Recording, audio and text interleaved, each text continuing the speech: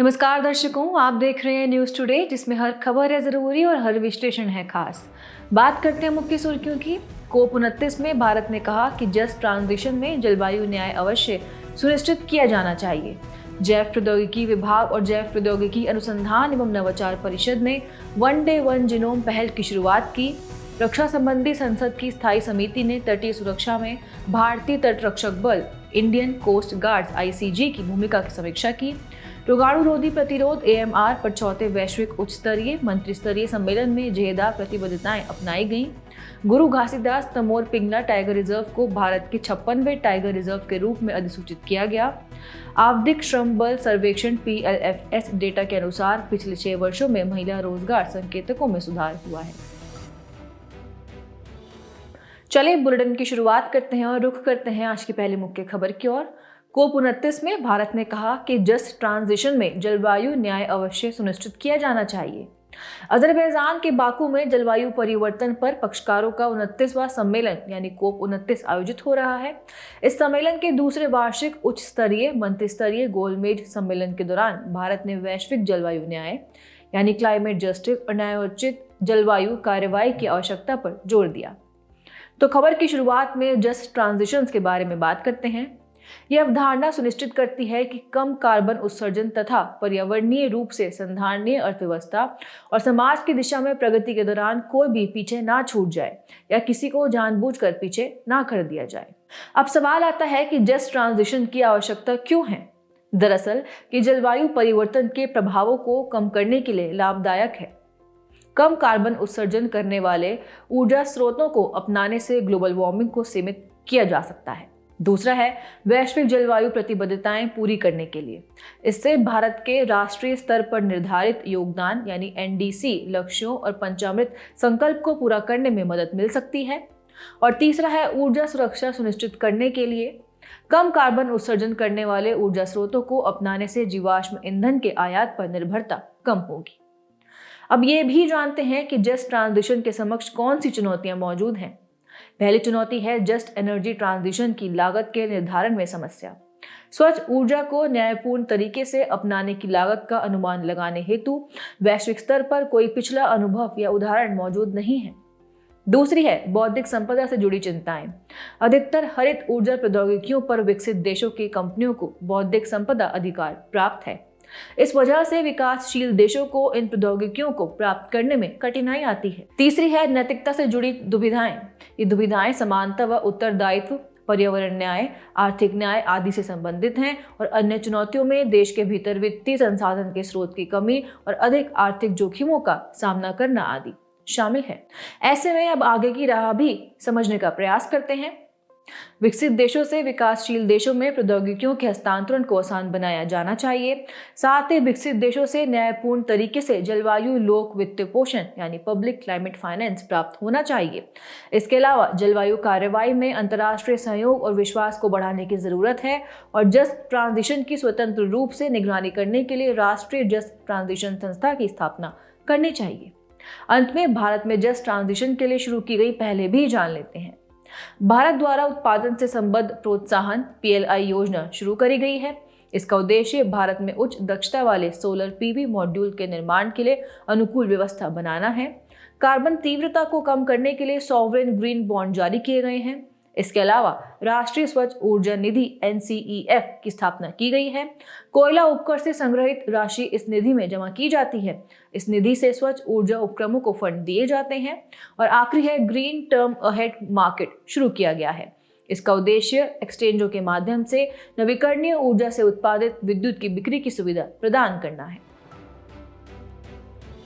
बढ़ते अगली मुख्य खबर की तरफ। जैव प्रौद्योगिकी विभाग और जैव प्रौद्योगिकी अनुसंधान एवं नवाचार परिषद ने वन डे वन जीनोम पहल की शुरुआत की। इस पहल का उद्देश्य देश में पूर्ण रूप से व्याख्या किए गए जीवाणुविक जीनोम यानी बैक्टीरियोलॉजिकल जीनोम को जन सामान्य के लिए स्वतंत्र रूप से उपलब्ध कराना है। साथ ही वैज्ञानिक ज्ञान को बढ़ाना, नवाचार को बढ़ावा देना और शोधकर्ताओं एवं समुदाय के लिए माइक्रोबियल जीनोमिक्स डेटा को सुलभ बनाना भी इसका उद्देश्य है। चलिए सबसे पहले जीनोम और जीनोम अनुक्रमण के बारे में कुछ जानकारी प्राप्त करते हैं। बात करें जीनोम की, तो जीनोम एक कोशिका में पाए जाने वाले DNA संकेतों का संपूर्ण सेट होता है। इसमें डीऑक्सीराइबोन्यूक्लिक एसिड या डीएनए या राइबोन्यूक्लिक एसिड या आरएनए शामिल होते हैं। इसमें जीव की संपूर्ण आनुवंशिक जानकारी होती है। जीनोम विशिष्ट न्यूक्लियोटाइड 4 अनुक्रमों से बना होता है। डीएनए यानी डीऑक्सीराइबोन्यूक्लिक एसिड वह अणु है जो किसी जीव के समस्त जैविक कार्यों को निर्देशित करने के लिए आनुवंशिक जानकारी को कूटबद्ध यानी एन्क्रिप्ट किए रहता है। डीएनए में विशेष रासायनिक कोड होते हैं। ये कोड डीएनए के 4 क्षारकों adenine A, cytosine C, guanine G और थायमिन टी के क्रम द्वारा निर्धारित होते हैं। वास्तव में ये क्षार विशिष्ट युग्म बनाते हैं। वहीं अगर जीनोमिक अनुक्रमण की बात करें तो जीनोम अनुक्रमण से आशय जीनोम में डीएनए न्यूक्लियोटाइड्स के क्रम का पता लगाना है। इसका अर्थ है एएस, सीएस, जीएस और टीएस के क्रम का पता लगाना। चलिए अब खबर में आगे बढ़ते हुए जीनोम अनुक्रमण यानी जीनोम सीक्वेंसिंग के अनुप्रयोग को समझते हैं। पहला है रोग का पता लगाना। इसमें दुर्लभ विकारों का पता लगाना तथा विकारों के लक्षण पहले ही निर्धारित करना आदि शामिल है। उदाहरण के लिए सिस्टिक फाइब्रोसिस और थैलेसीमिया। दूसरा है फार्माकोजेनोमिक्स। इसमें किसी व्यक्ति के जीनोम अनुक्रमण से प्राप्त जानकारी के आधार पर दवाओं की प्रभावशीलता और उनकी सुरक्षा का मूल्यांकन करना शामिल है। इसके अलावा मेटाजेनोमिक अनुक्रमण को देखें तो यह सीधे पर्यावरण या प्रयोगशाला से नमूनों का उपयोग करके सूक्ष्मजीव समुदायों की आनुवंशिक सामग्री का विश्लेषण करने की एक विधि है। इससे प्रजातियों की त्वरित पहचान और पर्यावरणीय प्रभाव विश्लेषण संभव हो पाता है।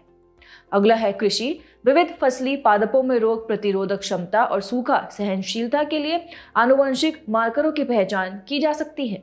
फसली पादपों की नई किस्मों को विकसित करने में लगने वाले समय को कम किया जा सकता है। साथ ही फसलों में होस्ट व रोगजनकों के बीच संबंधों को समझा जा सकता है। और आखिरी है सूक्ष्म जैविक अनुक्रमण। ये उन्नत जैव ईंधन विकास, नवीन नैदानिक उपकरणों, बेहतर टीकों और परिष्कृत पर्यावरणीय स्वच्छता तकनीकों को सक्षम बनाता है। अंत में सूक्ष्मजीवों का महत्व भी जान लेते हैं। सबसे पहले पर्यावरण में इनकी भूमिका के बारे में समझते हैं। ये जैव रासायनिक चक्रों, मृदा के निर्माण आदि में महत्वपूर्ण भूमिका निभाते हैं। उदाहरण के लिए शैवाल सूर्य के प्रकाश का उपयोग करके भोजन बनाते हैं और हवा में ऑक्सीजन मुक्त करते हैं। दूसरा है मानव शरीर। ये हमारे पाचन तंत्र, प्रतिरक्षा और यहाँ तक कि मानसिक स्वास्थ्य के लिए भी बहुत आवश्यक हैं। घरेलू उत्पादों को देखें तो ये फ्लेवर्स, खाद्य पदार्थ और पेय पदार्थों के विकास में उपयोगी हैं।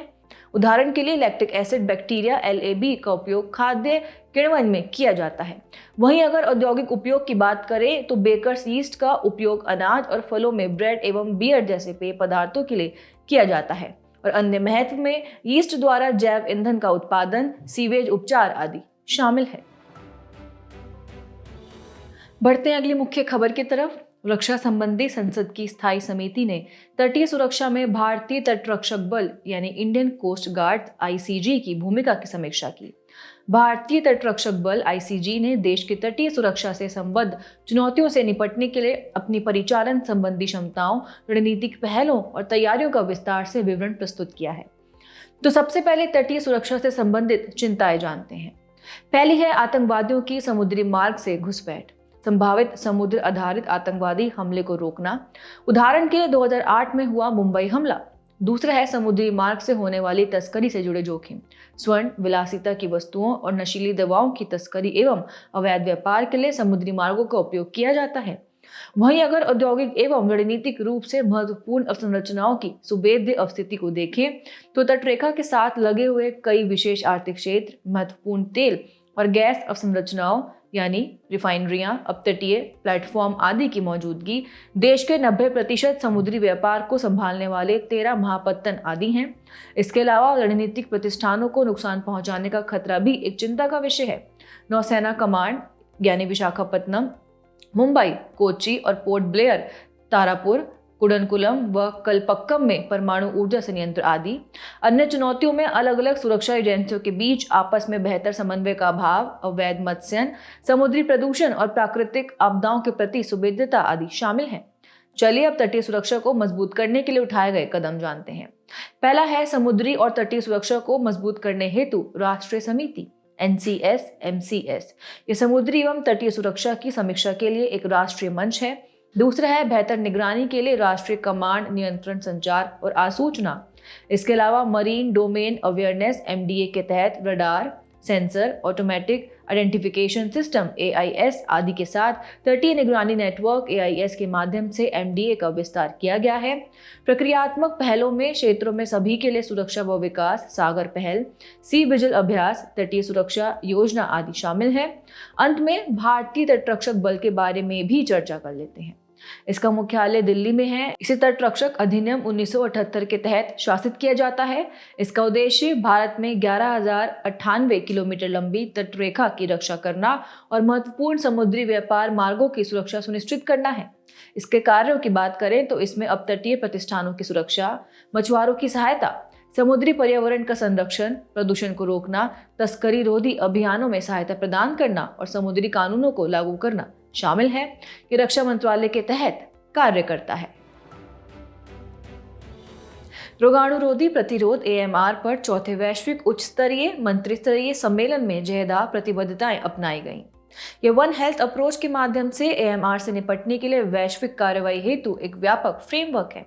इन प्रतिबद्धताओं का उद्देश्य AMR पर संयुक्त राष्ट्र महासभा यानी UNGA की उच्च स्तरीय बैठक के राजनीतिक घोषणा पत्र को व्यवहारिक कार्रवाइयों में परिवर्तित करना है। आपको बता दें, AMR तब होता है जब बैक्टीरिया, वायरस और अन्य सूक्ष्मजीव उन दवाओं के प्रभाव से बचने की क्षमता विकसित कर लेते हैं जो उन्हें नष्ट करने के लिए बनाई गई हैं। तो चलिए सबसे पहले जहेदा प्रतिबद्धताओं की मुख्य विशेषताएं जानते हैं। ये कानूनी रूप से गैर बाध्यकारी प्रकृति की हैं। दूसरा है one health AMR learning hub. AMR पर बहुक्षेत्रीय राष्ट्रीय कार्य योजनाओं के कार्यान्वयन के लिए सर्वोत्तम प्रथाओं को साझा करने और क्षमता निर्माण करने पर ध्यान केंद्रित किया गया है। वन हेल्थ अप्रोच एक इंटीग्रेटेड व यूनिफाइड दृष्टिकोण है। इसका उद्देश्य लोगों, जंतुओं और पारिस्थितिकी तंत्र के स्वास्थ्य को स्थायी रूप से संतुलित और अनुकूलित करना है। तीसरा है 2025 तक AMR के खिलाफ कार्रवाई पर साक्ष्य हेतु स्वतंत्र पैनल। इसे वर्तमान में जारी प्रयासों के दोहराव से बचने के लिए डिजाइन किया जाएगा। इसके अलावा राष्ट्रीय AMR समन्वय तंत्र राष्ट्रीय कार्य योजनाओं NAP के सतत वित्त पोषण और निगरानी को लागू एवं सुनिश्चित करेगा। ये ग्लास AMR या AMC, ANIMUSE और इनफार्म जैसे प्लेटफॉर्म्स के माध्यम से वैश्विक डेटा साझाकरण को बढ़ावा देंगी। कोडेक्स एलिमेंट्रियस आयोग के दिशा निर्देशों का पालन करना भी इसकी एक प्रमुख विशेषता है। रोगाणुरोधी दवाओं का विवेकपूर्ण और जिम्मेदारीपूर्ण उपयोग सुनिश्चित किया जाएगा। और आखिरी है, यह चतुर्पक्षीय संगठनों यानी FAO, WHO, WOAH और UNEP का समर्थन करती हैं। ये समर्थन AMR पर UNGA राजनीतिक घोषणा पत्र के 2030 के लक्ष्यों को प्राप्त करने के लिए किया जाएगा। खबर के अंत में AMR से निपटने के लिए शुरू की गई पहले भी जान लेते हैं।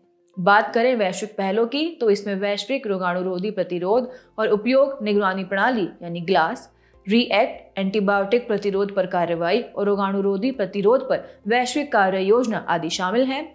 वहीं अगर भारतीय पहलों की बात करें तो इसमें राष्ट्रीय AMR नियंत्रण कार्यक्रम यानी 12वीं पंचवर्षीय योजना, रेड लाइन अभियान और राजकीय मेडिकल कॉलेज प्रयोगशालाओं का राष्ट्रीय AMR निगरानी नेटवर्क यानी NARS-NET आदि शामिल हैं। और अब बात करते हैं हमारी अगली मुख्य खबर की। गुरु घासीदास तमोर पिंगला टाइगर रिजर्व को भारत के 56वें टाइगर रिजर्व के रूप में अधिसूचित किया गया। आपको बता दें, राष्ट्रीय बाघ संरक्षण प्राधिकरण NTCA की सलाह पर छत्तीसगढ़ सरकार ने गुरु घासीदास राष्ट्रीय उद्यान और तमोर पिंगला वन्यजीव अभयारण्य के संयुक्त क्षेत्र को भारत के 56वें टाइगर रिजर्व के रूप में अधिसूचित किया। सबसे पहले इसके मुख्य तथ्यों पर एक नजर डालते हैं। गुरु घासीदास तमोर पिंगला टाइगर रिजर्व को अधिसूचित किए जाने के बाद अब छत्तीसगढ़ में 4 टाइगर रिजर्व हैं। अन्य 3 टाइगर रिजर्व हैं इंद्रावती टाइगर रिजर्व, उदंती सीता नदी टाइगर रिजर्व और अचान कमार टाइगर रिजर्व। राज्य सरकार NTCA की सलाह पर वन्यजीव संरक्षण अधिनियम 1972 के अधीन टाइगर रिजर्व को अधिसूचित करती है। ये नागार्जुन सागर श्रीशैलम टाइगर रिजर्व आंध्र प्रदेश और मानस टाइगर रिजर्व असम के बाद तीसरा सबसे बड़ा टाइगर रिजर्व है। आपको बता दें कि एक टाइगर रिजर्व में कुछ क्षेत्र शामिल होते हैं जैसे कि कोर या क्रिटिकल क्षेत्र। वन अधिकार अधिनियम 2006 के अनुसार अनुसूचित जनजातियों या ऐसे अन्य वनवासियों के अधिकारों को प्रभावित किए बिना इन्हें अक्षुण्ण रखा जाना आवश्यक है। और दूसरा है बफर या परिधीय क्षेत्र। टाइगर रिजर्व के इस हैबिटेट क्षेत्र में कम सुरक्षा वाले उपायों की जरूरत पड़ती है। ये मानव वन्यजीव सह अस्तित्व को बढ़ावा देता है। ये ग्राम सभा के माध्यम से निर्धारित स्थानीय लोगों के अधिकारों को मान्यता देता है। चलिए अब गुरु घासीदास तमोर पिंगला टाइगर रिजर्व की अवस्थिति एवं भू परिदृश्य समझ लेते हैं। यह छोटा नागपुर पठार और आंशिक रूप से बघेलखंड पठार पर स्थित है। यहाँ तेंदुआ, लक्कड़बग्गा, सियार, भेड़िया, भालू जैसे जीव पाए जाते हैं। यहाँ की प्रमुख नदियां हसदेव, गोपद, बरंगा आदि हैं। साथ ही यहाँ संरक्षण के लिए लैंडस्केप दृष्टिकोण अपनाया गया है। यह दृष्टिकोण राष्ट्रीय वन्यजीव कार्य योजना 2017 से 31 में परिकल्पित है। ये टाइगर रिजर्व संजय दुबरी वन्यजीव अभयारण्य मध्य प्रदेश से सटा हुआ है। साथ ही ये बांधवगढ़ वन्यजीव अभयारण्य मध्य प्रदेश और पलामू वन्यजीव अभयारण्य झारखंड के साथ भी जुड़ा हुआ है। अंत में टाइगर रिजर्व के लिए लैंडस्केप दृष्टिकोण के बारे में भी बात कर लेते हैं। इसमें बाघों की व्यवहार्य आबादी को आश्रय देने के लिए संरक्षित क्षेत्र को गलियारों के माध्यम से एक दूसरे से जुड़ी हुई आबादी के नेटवर्क के रूप में देखा जाता है। साथ ही इससे परस्पर जुड़ी आबादी को मेटा आबादी कहा जाता है। इसके महत्व में अलग अलग पर्यावासों के बीच कनेक्टिविटी, जीन प्रवाह, अंतर प्रजनन, अवसाद को कम करना, स्थानांतरण से बचना आदि शामिल है। नजर डालते हैं आज के अंतिम मुख्य खबर पर। आवधिक श्रम बल सर्वेक्षण PLFS डेटा के अनुसार पिछले 6 वर्षों में महिला रोजगार संकेतकों में सुधार हुआ है। केंद्रीय सांख्यिकी और कार्यक्रम कार्यान्वयन मंत्रालय 2017 से 18 से PLFS का आयोजन कर रहा है। इस सर्वेक्षण का उद्देश्य देश में रोजगार और बेरोजगारी के मुख्य संकेतकों का अनुमान लगाना है। चलिए सबसे पहले महिला श्रम बल भागीदारी के मुख्य ट्रेंड जानते हैं। वित्तीय वर्ष 2017-18 और 2023-24 के बीच महिला रोजगार के कई संकेतकों में वृद्धि दर्ज की गई है। महिला कर्मी जनसंख्या अनुपात यानी WPR 2017-18 के 22% से 2 गुना होकर 2023-24 में 40% हो गया है। वहीं महिला श्रम बल भागीदारी दर LFPR 2017-18 से 2023-24 के बीच लगभग 23% से बढ़कर लगभग 41% हो गई है। साथ ही महिलाओं में बेरोजगारी दर 2017-18 में लगभग 5.6% थी, जो घटकर 2023-24 में 3.2% रह गई है। इसके अलावा ग्रामीण महिला श्रम बल भागीदारी दर LFPR में 2017-18 और 2023-24 के बीच 23% अंकों की उल्लेखनीय वृद्धि दर्ज की गई है। यह 2017-18 के लगभग 25% से बढ़कर 2023-24 में लगभग 48% हो गई है। महिला कार्यबल में स्नातकोत्तर और उससे उच्चतर डिग्रीधारी शिक्षित महिलाओं का अनुपात 2017-18 के 35% से बढ़कर 2023-24 में 40% हो गया है और स्वरोजगार में संलग्न महिलाओं की आय में भी लगातार वृद्धि दर्ज की गई है। चलिए अब खबर में आगे बढ़ते हुए महिला श्रम बल भागीदारी बढ़ाने में आई चुनौतियां जानते हैं। सबसे पहले सामाजिक चुनौतियों की बात करते हैं। महिलाओं पर बच्चों की देखभाल या अन्य घरेलू कार्य करने की जिम्मेदारियां होती हैं। साथ ही उन पर जल्दी विवाह करने और संतान पैदा करने का दबाव भी होता है। इस वजह से अधिकतर महिलाएं रोजगार के बारे में नहीं सोच पाती हैं या बीच में ही रोजगार छोड़ देती हैं। वहीं अगर आर्थिक चुनौतियों की बात करें तो महिलाओं के लिए रोजगार के अवसर कम हैं और महिलाओं के रोजगार से घरेलू आय पर प्रभाव पड़ने को लेकर भी एक राय नहीं है। शिक्षा की बात करें तो महिलाओं को उच्चतर शिक्षा जारी करने में भी समस्याओं का सामना करना पड़ता है। अन्य चुनौतियों में महिलाओं के रोजगार को बढ़ावा देने हेतु अनुकूल अवसंरचनाओं की कमी, अधिकतर महिलाओं का ग्रामीण क्षेत्रों में रहना, रोजगार के अधिक अवसर उपलब्ध नहीं होना और कार्यस्थल पर देखभाल और सहायता सुविधाओं की कमी है आदि शामिल है। अंत में महिला श्रम बल भागीदारी दर को बढ़ावा देने वाली सरकारी पहलें जानते हैं। इसमें कानूनी पहलों की बात करें तो मातृत्व हित लाभ संशोधन अधिनियम 2017 द्वारा सवेतन मातृत्व अवकाश की अवधि को 12 सप्ताह से बढ़ाकर 26 सप्ताह कर दिया गया है। साथ ही समान पारिश्रमिक अधिनियम 1976 के तहत समान प्रकृति के रोजगार में लैंगिक भेदभाव पर प्रतिबंध लगाया गया है। इसके अलावा मुख्य योजनाओं में Kaushal Bharat mission, stand up India, राष्ट्रीय ग्रामीण आजीविका मिशन जैसी पहलें शुरू की गई हैं। अब PLFS में उपयोग किए जाने वाले प्रमुख संकेतक समझते हैं। पहला है कामगार जनसंख्या अनुपात, वर्कर पॉपुलेशन रेशियो WPR। इसे कुल आबादी में नियोजित व्यक्तियों के प्रतिशत के रूप में परिभाषित किया जाता है। दूसरा है श्रम बल भागीदारी दर यानी labour force participation rate LFPR। यह कुल जनसंख्या में श्रम बल में शामिल व्यक्तियों का प्रतिशत है। इसमें कार्यरत या काम की तलाश करने वाले या काम के लिए उपलब्ध व्यक्ति भी शामिल हैं। और अंतिम है बेरोजगारी दर यानी अनएम्प्लॉयमेंट रेट। यह कुल श्रम बल में बेरोजगार व्यक्तियों का प्रतिशत है। चलिए बढ़ते हमारे खास सेगमेंट सुर्खियों में व्यक्तित्व की तरफ। आज हम बात करेंगे लाला लाजपत राय जी के बारे में। देश ने 17 नवंबर को पंजाब केसरी के नाम से मशहूर श्री लाला लाजपत राय को उनकी 96वीं पुण्यतिथि पर याद किया। इनका जन्म पंजाब के धूड़ीके में हुआ था। उन्होंने पेशे के रूप में वकालत को चुना था। वे हिसार बार काउंसिल के सह संस्थापक भी थे। उनके योगदानों को देखें तो उन्हें भारत की स्वतंत्रता संग्राम में सुप्रसिद्ध रही लाल बाल पाल यानी लाला लाजपत राय, बाल गंगाधर तिलक और बिपिन चंद्र पाल की तिकड़ी में शामिल किया जाता है। उन्होंने द पीपल पत्रिका का प्रकाशन किया और द ट्रिब्यून समाचार पत्र के प्रकाशन में अपना योगदान दिया था।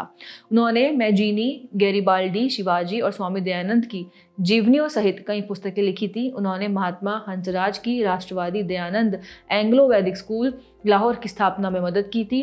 साथ ही उन्होंने servant of the people society 1921 और Indian home rule league of America की स्थापना की थी।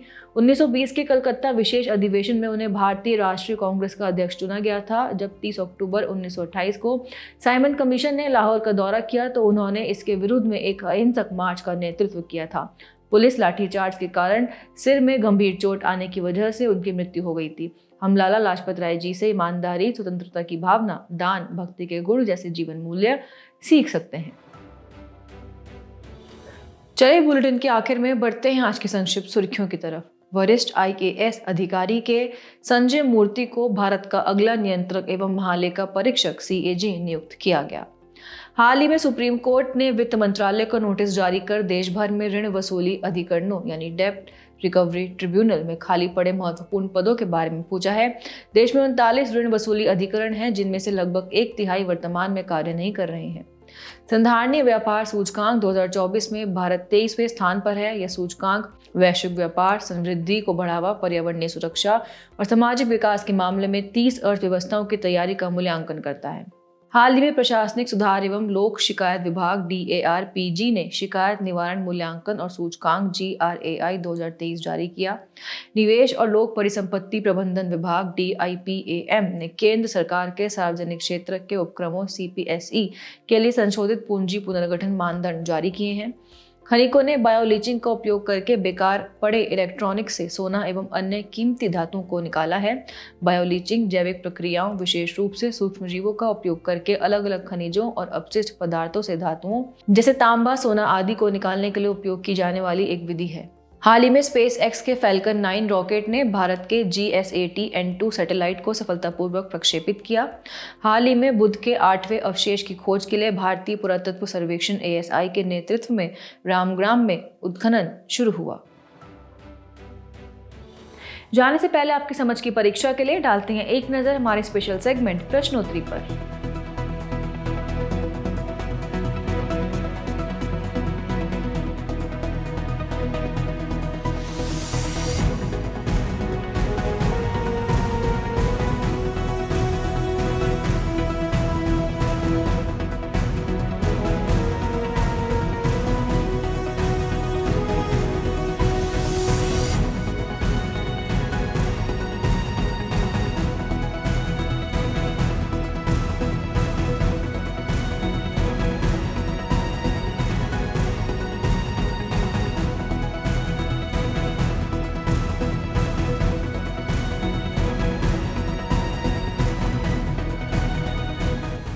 हमसे जुड़ने के लिए आपका धन्यवाद। उम्मीद है न्यूज़ टुडे का यह बुलेटिन आपको पसंद आया होगा।